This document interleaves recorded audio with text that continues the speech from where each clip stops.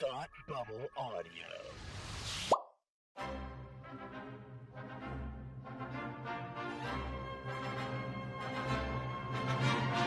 Look, up in the sky! You will never find the more wretched hive of scum and villainy. Welcome to Beer with Geeks with Tim and Frank. Who are you? I'm Batman. I am Iron Man. Your friendly neighborhood Spider-Man. Hi, Christopher. I'm Nero. My name is Inigo Montoya. You're a wizard, Harry. A couple of guys with a couple of beers and a whole lot of pop culture nostalgia. Make it so, number one. Ladies and gentlemen, the Beatles. Named the dog Indiana. Life finds a way. I am serious. And don't call me Shirley. Now sit back and crack open a cold one, because it's time for Beer with Geeks. It comes in paints? Shaken, not stirred. Great Scott! I was way off. I knew it started with an S, though. Hi, and welcome to Beer with Geeks, where two geeks geek out with beer. I'm Tim, and with me, as always, is my man who loves to split things into parts. It's Frank. How are you today? I'm in pieces. I'm in bits and pieces. Bits and pieces. Not a great way to start 2026. Frank. No, I'm all right. How are you doing?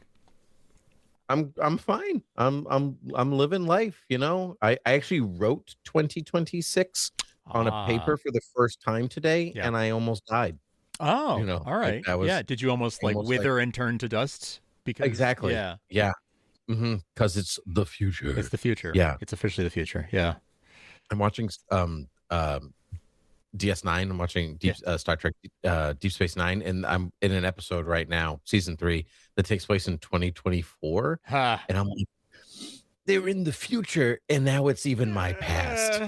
It's not like, oh, we went back to 1956. No, yeah. They were like, oh yeah, like it would have been the future when this aired, but it's the past for them, and now it's just the past. So it is like watching an episode where they went back to 1972, or like 1981 to save the whales. I was like slightly mortified. Oh man. Yeah. Hey, but here we are. What are we gonna do? How close were they? So sadly, not that far off. That's what made it worse. I think more than anything. I mean, it was like clearly a reaction to like Giuliani's New York. It was like that, where like people who don't have homes or are immigrants or jobs or whatever, they go to sanctuaries and they stay there in the city and they don't care how they're fed or this. And it's basically moving the homeless out of New York. Okay. It's sticking them somewhere else. I see. So they can die somewhere else instead of be seen. Make them somebody else's problem. Okay. Basically. And so, but it's like, this is the crux that eventually pivots Earth to moving towards peace and Starfleet and all this stuff. And I was like, well, it's not that far off. But if we could truly like have that moment, but a peaceful version, that'd be great. That would be awesome. I would love the turning point to happen, just without. Yeah. Mm-hmm. Yeah. I don't really want to be part of the turning point, though. That's the thing. Is that here we are. I never read about World War I or II and go, "Wow, wish I was there." Yeah. No. No. Nope. I'm nope. Nope. Yeah. But something that I do from time to time is ask a friend like you, what are you drinking? I am drinking a Samuel Adams Flannel Fest, which is a Munich style beer. I've had these for a while, but I've been savoring them because the Flannel Fest was my favorite of the fall pack. And in my mind, flannel is fall and winter. Like, sure. Yes. I literally just took off my flannel before recording. You literally did. I literally watched you do that. Yes. Yeah. I could pull it on camera. Here it is. Like, it's right here. There's the proof. I was ready to drink flannel, but honestly, I was a little toasty. Yeah. That's fair. So, so I'm drinking the Flannel Fest. I love the Flannel Fest. It's easily up there with Porch Rocker for me. Ooh, okay. So it's like a top 2, top 3. Top 2, 3 Sam Adams. Absolutely. Wow. Okay. That's high praise. I didn't get the fall variety pack this year from Sam Adams, so I haven't tried the flannel. Although they had another. Oh no, I'm thinking Harpoon had a flannel Friday maybe. I think that's what I'm thinking of. But yeah, so no, I haven't tried it. It's really good. It is just one hop, just hoppy enough. Just one hop. Like, yeah. Just one hop. Yeah, it's pretty light for for what it is. There's a bit of caramel in there, but it still feels robust, like it's gonna warm you up, but I also don't feel like my stomach is going to fall out in front of me after drinking it. Right. Yeah, which matters. Oh yeah, it matters increasingly. Yeah. Yeah, the older I get, the more the more I understand what people are like. Coors Light. Yeah, sure. Emphasis on the light. You know what's funny? And I'm not going to get there because I still think it tastes like urine. But yeah, well, that's I remember when we started this podcast, 12 years ago. 12 years ago. You would sometimes say that, and I was like, yeah, I don't really know what you mean. I don't really get that. Now I'm like, yeah, no, I feel it. I get it. Yeah, I'm there now. You're talking about the beer feeling that, yeah. Oh yeah, you're feeling it. Yeah, it just sits there in you, and I feel like you're not even drinking a beer right now, are you? I am. The glassware wouldn't indicate it, but it looks like red wine. I can see how it would. I can absolutely see how it would. But what it is, in fact, is from the Sam Adams Winter variety pack. It is the Old Fezziwig Ale. This I think for me is up there with Porch Rocker. Like, this is an all-time favorite for me.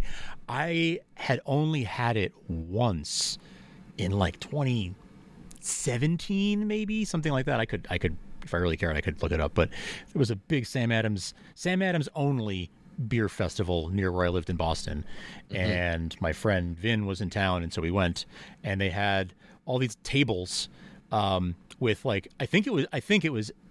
If not every, like most of the beers that Sam Adams brews, even the seasonal ones, were all there available to taste. So I did check out Old Fezziwig because I love the name, honestly. Yep.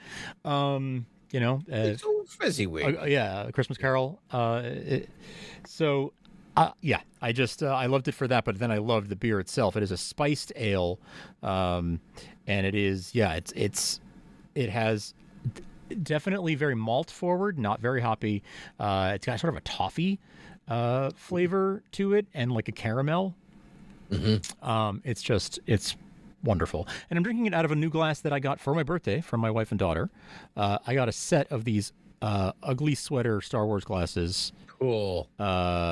This one has a TIE Fighter and AT-AT and the Imperial Cog. Yeah. But there are ones with clashing lightsabers. There's one that's just Darth Vader all the way around. And there's a fourth one as well. I have never heard anyone refer to the Imperial symbol as an Imperial Cog before. Jimmy Mack. I got it from Jimmy Mack. Yep. That's incredible. Yep. That's exactly what it is. It's a cog. It is a cog. Yeah. That's awesome. Yes. I believe Jimmy Mack has an Imperial Cog tattooed on one of his teeth. What? Yep. Got a tooth tattoo. A tat tooth? Ooh. A tat tooth. Tatted tooth. A tatted tooth. A tat tooth sounds kind of like something you'd hear in Star Wars. Yeah. A tat tooth. Yes. Yeah. Right. Yeah. Yeah. But wow, that's commitment. Yeah. It is. Why? What if you lose that tooth? Yeah. No. Is it in the front? Is it in the side? Is it in the back? I think it's like a molar. I have so many questions that are never going to be answered. But if you ever did you do your talk with Jimmy Mack? I haven't yet. We had to reschedule it because we were both hospitalized for different things. So we had to reschedule it. But we haven't found a date yet. But yeah, I should ask him about this to ask him to expand on that when I talk to him. And if you have questions, please send them my way. Tat tooth. I gotta ask him about. Sure. I gotta ask about that. Incredible. Why the cog? Why on your tooth? Is there cyanide in it? I have so many questions. Yeah. Yeah, many questions. Many questions. Hey, I did mention it was my birthday recently, and I only bring it up again just because I did something really fun that I think you would have enjoyed, which is that I had the all rare opportunity of my in-laws were like, hey, we'll come over and we'll watch the kid for a couple of hours since your birthday. You go do something. So I was like, great. Okay, we have like 2.5 hours, maybe. Like they had that was how much time we had. So I was like, what could I do? What could I do? Oh, like, I don't know. I was having a hard time thinking. And I finally decided to look at the movies and saw that Spider-Man, Sam Raimi's Spider-Man is playing. So Marissa and I went and saw Spider-Man at the 3 p.m. showing on my birthday. Awesome. And it was great. She, I don't think had seen it, but was like so aware of it because of what a big cultural phenomenon it was for our age bracket. Sure. Yeah.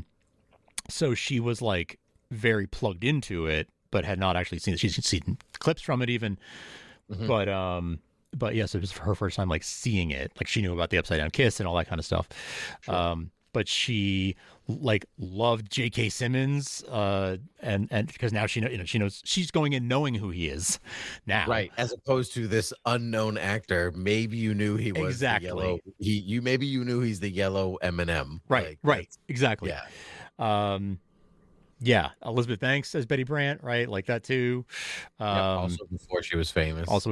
Yeah. So yeah, that was a really fun experience too. I don't think I saw that on the big screen. I think I didn't see that until it came to DVD originally. Oh. So I think this is my first time seeing that one on the big screen. I've seen literally every Spider-Man movie since on the big screen. But how does it play on the big screen? Oh, I mean, 20 something years. Yeah. I mean, 24 years. Fine, good, great. Love to hear. Yeah, it. Great. Fun. I mean, I feel like I had seen it not that long ago. And in truth, it was probably 7 or 8 years ago. Whenever we did our commentary with Damon, I'm gonna die. Science award, but Science award. Oh man, I haven't thought about that. Yeah, I chuckled in the theater. Peter, the Science Award. Yeah, good stuff. Yeah. What science? Yeah, just something of a scientist myself. I went to Marissa and I was like, "You've seen that meme, right?" And she was like, "Yes, that's what it's from." Yeah, all together. Yep, putting it all together. Anyway, so that I just thought that was a fun. I love that. That's a great fun experience worth sharing. Mm-hmm. Great birthday. I'm happy for you. Thank you much. Very good. We were having an interesting conversation about movies a few days ago about we were talking about Wicked in particular. Yeah, so I finally sat down and watched Wicked for good. I finally got to see it. I loved the first one. I've seen the show, so it wasn't my first Broadway show actually was Wicked. Back when it first came out. And I really liked the show when I saw it. I liked the music. I think I actually had read the book before the show even came out. That sounds like you. Yeah, right. I know. I'm nothing if not on brand. Yes, exactly. Very consistent. I said that to one of my principals today. She's very cool. She was wearing an R2D2 scarf today. Nice. Like really subtle. Like you have to know it's R2D2. And nice. I was like, oh, I like your scarf. She's like, you're the first person to notice. Then I said, well, I'm nothing if not on brand. Like truly, I am who I am. That's right. I say to the person wearing an R2D2 exactly. Scarf, so, yeah. Here we are. I am as God made me. That's right. So I knew going in to watch Wicked for good that the second act of Wicked is not anywhere close as good as the first one. It is the general consensus of everybody who has ever seen the show ever. Nobody walks away going, wow, what a great second act. Totally surpasses the first one. No. No. Total bummer, honestly. You could end, it could be a one act show, end on Defying Gravity, and people would be like, what a great show. Incredible. And just leave it open. That's it. Done. Then you eventually connect to the Wizard of Oz somewhere in your brain and you're done. But I think the fault is that it must fit into the Wizard of Oz. Yeah. Like it just like, and it's just very. I said to you, it was square peg, like pentagon hole or something, or rectangle hole. Like it's so close, but not quite there. Yeah. But we started then to talk about, was it worth splitting up? And then you talk about, is it worth splitting up a lot of movies? There's a lot of part ones, part twos that they get split up where you kind of cut the story in half, and what is the impetus for that? And I am of the camp, like The Hobbit is a great example of this, actually. Like got railed for taking one book and making it 3 movies, right? And it rightly so in a lot of ways. But I'm also of the camp where in Wicked's case, instead of one good first half of a movie and a mediocre second half where the audience leaves and go, well, it started strong, but it didn't end strong. And that's what they're going to remember. Or you make one really, really good movie and everyone knows full well that the second part just isn't going to be as good, but it's okay because we made a really good first one. And like, if you can make one really good piece of art and just settle for the second one because you have to, because it is the rest of the story, okay, that's fine. But at least you got one good one out of it. Is that better? Like, is it for the money or is it for the art? Frank, take over. I mean, it's Universal Pictures, which is Comcast. So it's absolutely for the money. Sure. Well, you look at it like that, sure. I mean, unfortunately, that's, I guess, to start with. Like that's. I guess on the side, and they're all for the money. You don't get movies. But what I'm saying, yeah. But increasingly, those decisions are made on that. Artistic decisions are increasingly made on a monetary basis. So it probably was pitched, honestly, as 2 movies to begin with, or close to the start anyway. Because that's because they can milk it for more. Do 2. Yeah. Like, because the show is like a little too long to be a movie, like for one movie. So like we could just expand it and fill 2 movies. I was saying to you, I think it would be interesting.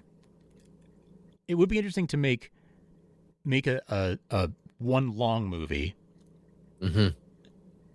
Not 4 hours, but if you could, get it to like whatever the show length is, 3-ish, I'm guessing. Yeah.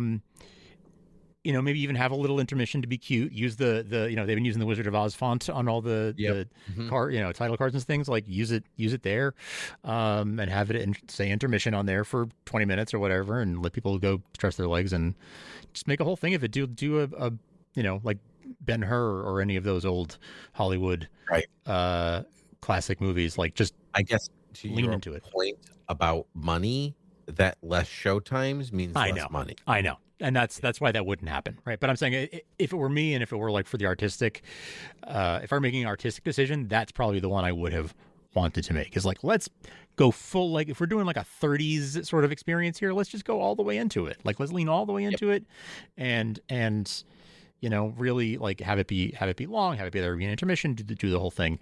But yeah, no, fewer show times, and a lot of people are just not going to go for that period. Like, no, if they hear it's how many hours long? No, I'm out.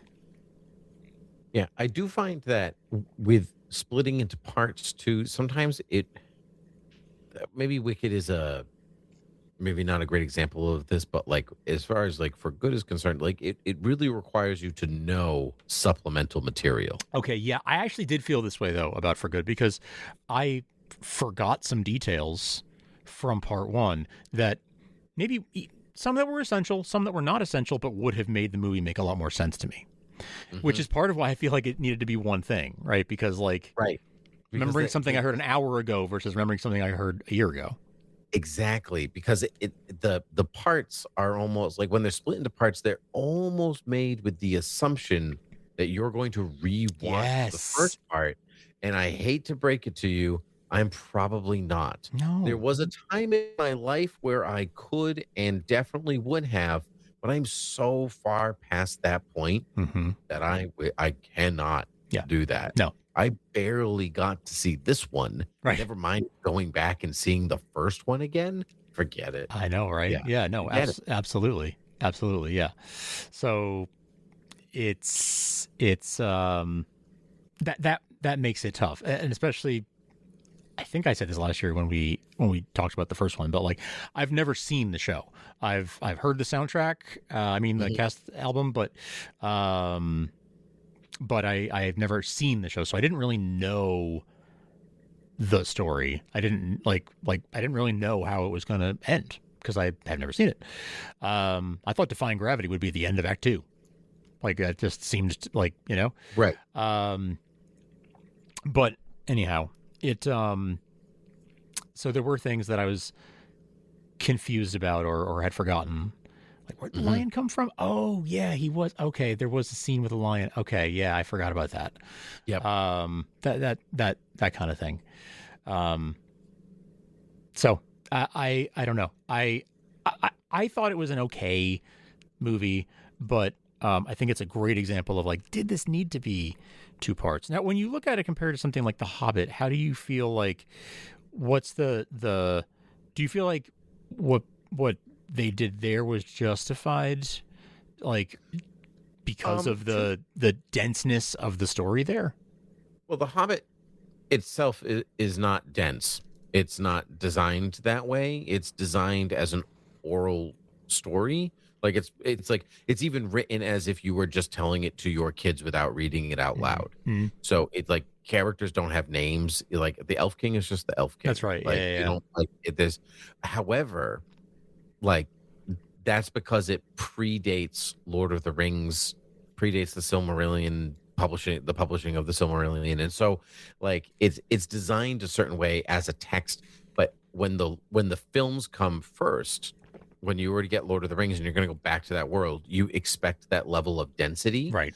And so I actually do think that because like in The Hobbit, the text, it doesn't say what the Elf King's name is, but all the other supplemental texts that come after The Hobbit, Lord of the Rings, the Silmarillion, Unfinished Tales, whatever, all that stuff, just his name is Thandril. Like we actually do know what his name is because it was thought about later. Sure. Like when it's not just for 8-year-olds.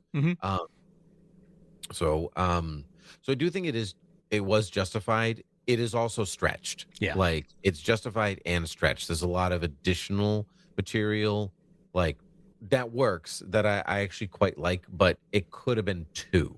You could have done the movie in a clean 2. And that's really the fault of the money making thing. Like when they were like, oh, it turns out we shot so much footage that we could have had a 3. So that's what we did. Just because you have the footage does not mean that you need to make a movie out of it. Yeah, your scientists were so preoccupied whether they could, they didn't stop to think about whether they should. Like, right. And that's the fault. I was actually just watching The Hobbit yesterday with my family, the first one. That was the movie of choice. And both my wife and I were saying, my wife is a huge Middle-earth fan, and we're both saying, like, this one is really good. This first part is excellent, but you can tell 2 and 3 are super stretched. Like you can tell it was supposed to be 2 and they pushed it 3. Like I shouldn't have watched a flat hour of the dwarves fighting Smaug. Like you shouldn't be bored of a bunch of some people fighting a dragon, but there you are. That's rough. An hour? Too long. An hour. Like a flat hour. It's like I don't care. I don't care anymore, especially since I know that most of what I'm watching isn't even real. It's computer generated, which like it doesn't like you're watching a cartoon at that point. You're watching a cartoon at that point. Right. And so it's just too much. I would love, where they always do the extended editions for this and whatever. I would love a condensed 2 and 3. Just cut it, Topher Grace, just cut it down, edit it together, and do your into it as one film. I like that. That would be awesome. I like that because I did see the first one and I did enjoy it. I think they were just look. It's just that Peter Jackson is the kind of director who always has more than he needs and always has a hard time cutting it down. He sure does. Yeah. See Get Back. Exactly. For more details. Exactly. Right. And he wanted it to be longer than that. That was like where he compromised with them. It was at 9 hours or whatever. 9 hours. Mhm. Right. So yeah, like he is the kind of director that always has more than needs. And they're, if they can squeeze 3 movies out of it, They're gonna, right? Because at the end of the day, if they already shot it, right, they can make their money back editing it together and throwing it into theaters because they already spent the money to shoot it. Mm-hmm. So, but then there's also stuff like, but then there's also stuff like Dune. Yeah. So where like the Hobbit, for all of its stretched outness, each film ends in a very logical place. Okay. As a good cliffhanger to move to the next one. You don't feel like whoa, that was it. Like, where's the rest of it? Like, no, that like it's a clear cutoff, and like it is obviously a cliffhanger, but it's gonna move on. A lot has happened between 1, 2, and 3, even if 2 and 3 are really stretchy. But then you get stuff like Dune, where Dune, the first book, is split into 2 movies, part 1 and part 2. And as good as both movies are, the first one ends and you're like, the story just started. Like it truly has just begun. Really had just started. Yeah. It was like we were finally getting underway, and then that's all we got time for. Boom. And then the second one is like, we got a lot to do, everybody. Like there's a lot of story left in this book, and we gotta tell it, and we're gonna tell it fast. And it's like, and whose fault is that? Whose fault is that for the pacing, Denis? Right. And truly, that's what bothers me about the split a lot, where like the first part was this, but the second part had this pace. Yes, but it's the same story. So it technically really should have the same pace throughout, because that's how it was written in the first place. And that's theoretically, isn't it how you intend it to be watched eventually? Like, so if it's that back to back. Right. So if it's that much of like a jerky feeling of like I'm watching 2 very, very different paced things, like that's, I don't know. That just that's not a good experience either. No, it's not. And it's on their own, they, like their pacing is fine. Like if you just like, if I hadn't watched the first Dune in a couple years and I went to watch the second one, I'm probably not going to remember the pacing. Like I'm not going to remember the like how many seconds between shots and things like that. But good movies stay with you. Right. And Dune stayed with me, and I hadn't watched it a lot because I don't have time for that. I think I watched it maybe one other time besides seeing it in theater, and that was over the course of several days even. And so when I went to go see the second one, that felt different. And it takes you a bit to get used to the different momentum. And that can happen in sequels too. I think about The Dark Knight versus The Dark Knight Rises. Where you start The Dark Knight Rises, I'm like, this doesn't feel right. That's There's something true about this movie that doesn't feel right, and because it's not to the same tempo as the previous films. Yeah, not my tempo. Yeah, yes, not my tempo. Are you rushing or are you dragging? And that's and the answer for Wicked for Good was both. You were rushing and dragging. Yeah, at the same time. And I find that a lot with stories that are one story and you split them into parts. Yeah, that's not the same with stories that have logical ending points. Exactly. You move on. Like even like you could consider Infinity War and Endgame part 1 and part 2, but they're separate stories. Like they tell one complete story in Infinity War and then a different story completely in Endgame. So like that's not a sequel that has a continuing story is different than splitting one story. Exactly. And I think that's I can think of very few times where that was done successfully. Superman 1 and 2 is really the only one that comes to mind where like it was supposed to be one film and was shot as if it were one film and then was edited down into 2. But but even between sequels, the tempo is pretty much the same between films. It's pretty consistent. It's pretty well. The Donner cut is consistent. I feel like right. Yeah. The two, not the Lester cut, the original theatrical release. It does have a bit of a Well, it has different quirks to it. But as Yes. far as like its pacing, it's pretty consistent. Yeah, I guess that's true. Maybe it doesn't linger the same way that Sure. the first one does. There's a lot of stillness in the first one. The second one doesn't have, but it doesn't feel frenetic. No, that's right. Yeah, but yeah, you're watching it at one speed, and now you're watching it at 1.15. Yeah, right. It's like a really slight noticeable. Yeah, that's right. Yeah, I just in general I don't love the splitting up one story into many movies. I mean, how did you like Deathly Hallows? Oh, actually, so that's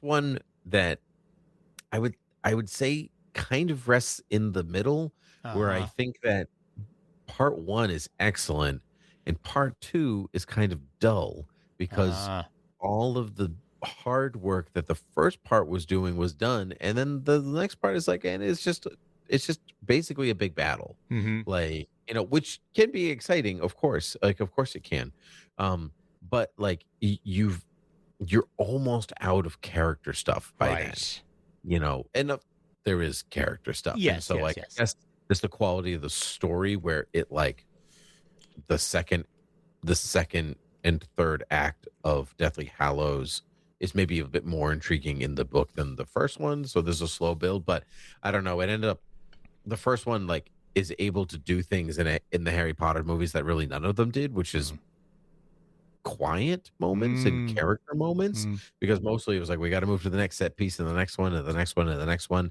And like, they're very frenetic in a lot of ways. And so the first, I think I actually like the split, but more because like, I'm like, oh, I can actually spend time with them as people, which I haven't been able to do pretty much since Sorcerer's Stone. So, but I still think that you are robbing the integrity of the story a bit. But every adaptation just basically robs you of the integrity of the story. Yes, it's true. Yeah. When something is not originally written for film and you're trying to make it into a film, you're going to lose something. Yeah. I mean, something will get lost in translation, but I feel like, the movies that we enjoy the most, the really good ones, make you forget that, like, or don't they paper over it really, really well. I think it is harder to do a good job, and so fewer people can do a really, really good job at splitting something up. I think maybe, I mean, Superman is really the only one that's coming to mind where I'm like, that was for the better. Superman, though, in a lot of ways, like, but it was still written as a film in the first place, right? It's like, yes, it's taking pre-existing characters, but it's not adapting. Yes, we're talking about adapting. Yes. Yeah, so it does sit in its own little category. Yeah, that is different. Saying, I'm taking this 600-page novel and I'm splitting it. 300 pages, 300 pages, or whatever. Like, it's not the same. You're right. Yeah. But anyway, Frank, what a great conversation. But here we are. Where can the people find us if they want to look back to the many years that we've been doing this? Yeah. Well, beerwithgeeks.com. You'll find, our Spider-Man commentary that I mentioned, and our Superman and Superman 2 episodes, and a whole bunch of other stuff. beerwithgeeks.com, or anywhere you get your podcasts. Rate and review us there. Follow us, subscribe, and tell a friend, and go over to patreon.com/thoughtbubbleaudio. Good stuff. Frank, so great to continue to drink beer with you and talk about geeky things in the year 2026. And so until next time, cheers. Cheers.